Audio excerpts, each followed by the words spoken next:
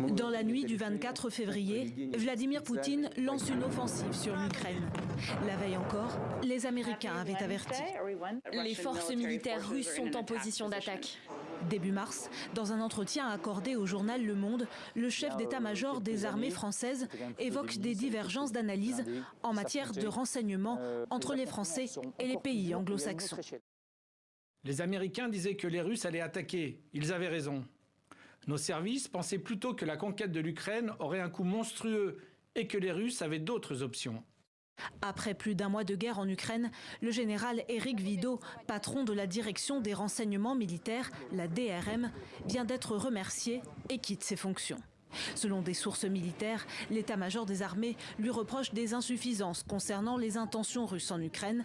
Un faux procès pour cet expert. Ce n'est pas une faille, mais par contre, c'est une erreur d'interprétation sur la psyché de l'adversaire, avec les mêmes informations, les mêmes images satellites, mais pas les mêmes sources humaines, c'est-à-dire quelqu'un qui, au tout proche du pouvoir, pouvait dire « ça y est, c'est bon, ça va arriver ». Il y a eu des différences d'interprétation, non pas sur l'information elle-même, mais l'analyse qu'on pouvait en tirer. On avait des problèmes de budget. Pendant longtemps, on voulait se débarrasser de notre armée.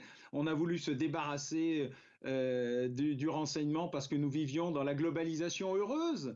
Le retour à la réalité, on ne remplace pas 10 ou 20 ans d'investissement dans le renseignement, les moyens humains et techniques en 3 minutes 12. En poste depuis l'été dernier, le général Éric Vidot s'était fait connaître pour avoir fait tuer, le 3 juin 2020, le chef d'Al-Qaïda au Maghreb islamique au cours d'une opération des forces françaises dans le nord du Mali.